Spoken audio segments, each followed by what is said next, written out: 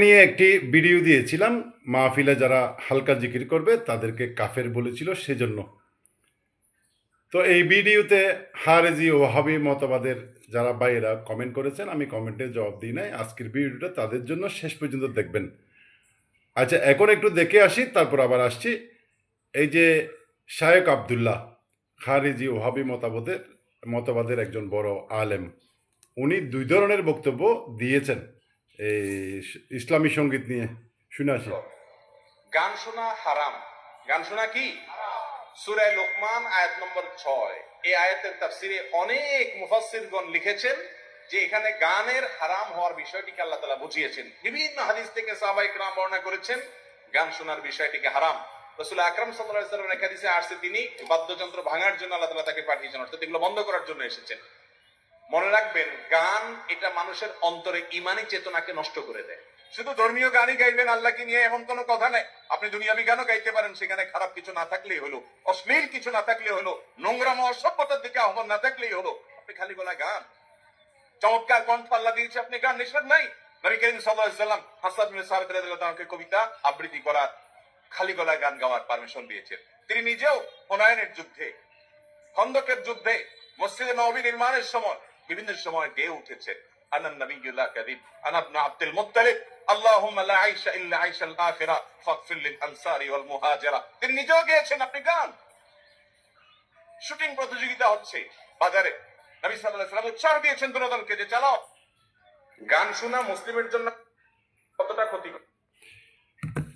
উনি একদিকে এই উদ্ধৃতি দিয়ে, দলিল দিয়ে বলছেন যে গান বাজনা হারাম, তাও আবার উনি আরেকটা বক্তব্যে বলছেন যে রসুল করিম সাল্লাহ ইসলাম বিভিন্ন সাহাবীদেরকে গান করার জন্য বলেছেন, বিভিন্ন সময়ে এই উদ্ধৃতি উনি দিয়েছেন। এবং আরও একটা উদ্ধৃতি দিয়েছেন, সেখানে নবী করিম সাল্লাহ ইসলাম নাকি মানে গান করতেছেন। এই যে দেখেন বন্ধুরা, এই যে এই মানুষকে বিভ্রান্ত করার জন্য শুধুমাত্র এই যে গান বাজনাকে, উনি তো শুধু ইসলামী সঙ্গীত না, সাধারণ গান যেগুলো তো অশ্লীল কথাবার্তা নাই, আমরা যেটা বলে আসছিলাম, এই যে সুফি একরামরা যে কথাগুলো বলে আসছেন, যে যেই সমস্ত গানের মধ্যে অশ্লীল কথাবার্তা থাকবে শুধু ওই গানগুলো হারাম। আমরা তো শুধু এই মাইজবেন্ডারি মরমী সঙ্গীত, ইসলামী সঙ্গীত এগুলোকে ভাবের এবং প্রেমের সেমা মাহফিল হিসেবে, গান হিসেবে আমরা কালামগুলো আমরা জিকিরে মাহফিল করে থাকি। উনি তো বলতেছেন যে সাধারণ গানের গাইলেও কোনো সমস্যা নেই। এই যে শায়েক আবদুল্লাহ, বন্ধুরা, গরিবে নওয়াজ এই হানায়ে কাবাতে, শেষ পর্যন্ত একটু শুনবেন।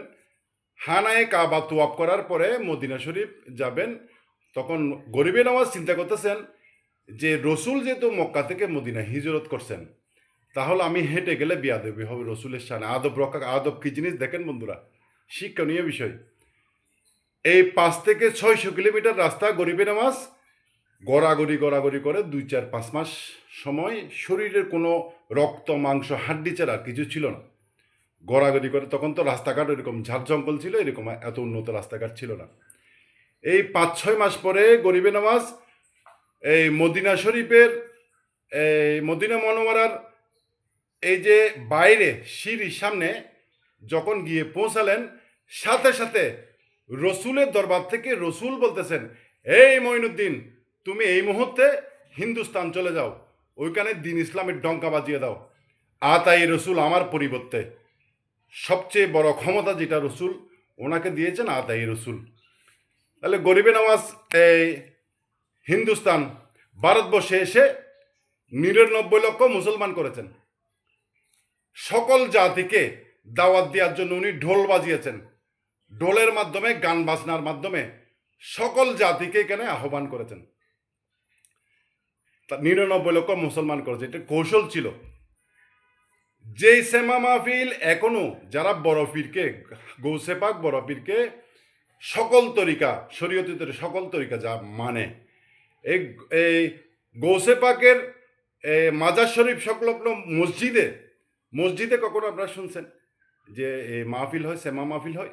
ওখানে প্রতিদিন এশারের নামাজের পরে সেমা মাহফিল হয়।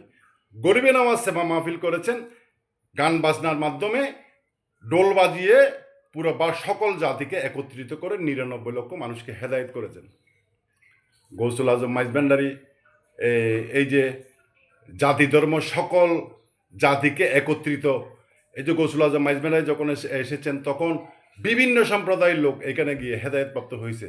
লক্ষ লক্ষ অলি ওনার এখানে গিয়ে অলি হয়েছেন। সেরতাজে অলি, সৈয়দ আহমদ শাহ সিরিকুটি এই যে নাজিরহাট থেকে জুতা খুলে এখানে যেতেন। যদি কেউ জুতা খুলে আমার সাথে যেতে না পারো তাহলে এখানে যেতে, এটা গৌসে পাকের দরবার, গৌসুল আজম মাইজভান্ডারীর দরবার। আদব রক্ষা করতে হবে। কেউ যদি জুতা খুলে এখান থেকে আসতে না পারে আমার সাথে তোমরা আসিও না। এই শাহ সিরিকুটি হুজুরকে মাইজভান্ডার শরীফ উনি জিয়ারত করে আসার সময় উনি তো কোনো ভক্তি প্রদর্শন করছেন। আসার সময় শ্রীকুটি হুজুরের এক মুরিদ ওনাকে জিজ্ঞেস করলেন, হুজুর এখানে তো গান বাজনা হয়, এগুলোর বিষয়ে আপনি কিছু বলেন। সৈয়দ আহমদ শাহ শ্রীকুটি সেদিন ওই বক্তকে বলেছিলেন, দেখো এটা হচ্ছে বর্তমান হুকুমতের বাদশাহ হচ্ছে উনি হচ্ছেন গৌসুল আজম মাইজভান্ডারী, উনি হুকুমতের বাদশাহ। এইখানে কোনো আইন কানুন চলবে না, উনি আইন বানাবেন, ওনার আইনেই চলবে, ওনার আইনের বিরুদ্ধে যাওয়া সম্ভব না। তাহলে দেখুন বন্ধুরা, এই যে বন্দুক পীর, সাতকানিয়ার মধ্যে একজন পীর আছেন আব্দুল শুকুর, ওনার ছেলেও তথাকথিত পীর। এদেরকে এলাকাবাসী এই চট্টগ্রাম অঞ্চলের মানুষ বন্দুক পীর হিসেবে জানেন। এই বন্দুক পীরের মুরিদ হচ্ছে যে এই আজিজ রজবি। এদের কাজ হচ্ছে মাইজভান্ডারীর এই যে ছোট করা। উনি শেষ জামানার উম্মতের জামিনদার হচ্ছে গৌসুল আজম মাইজভান্ডারী। গৌসুল আজম মাইজভান্ডারী, গৌসুল আজম মাইজভান্ডারীর এই কার্যকর্ম, ভান্ডারী তরিকার কার্যকর্ম নিয়ে যারা বিরুদ্ধচারণ করেছে তারা দুনিয়াতেও লাঞ্ছিত হয়েছে, অসম্মানিত হয়েছে, আখিরাতেও লাঞ্ছিত হবে। আজকে ইসলাম জাহানের ইমাম আল্লামা গাজী শেরে বাংলা এই গৌসুল আজম হিসেবে উনি শিয়াল লিখেছেন। বাবা ভান্ডারীকে বলেছে আশেকের জন্য এটা বক্তি স্থান।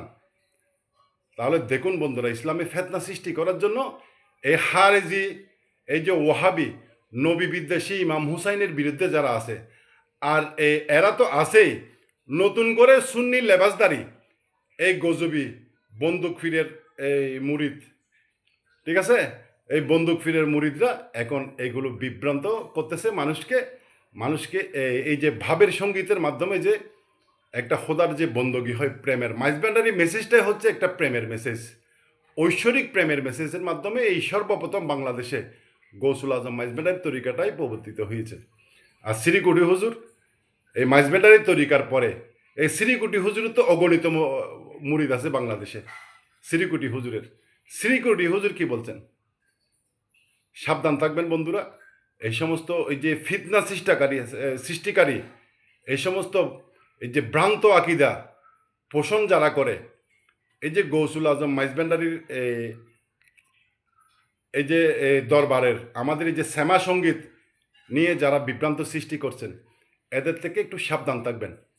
এটা শেষ জামানায় এই রসুলের উম্মতের জামিনদার হচ্ছে গৌসুল আজম মাইজভান্ডারী, গৌসুল আজম বাবা ভান্ডারী। ভালো থাকবেন, আজকের মতো এতটুকুই।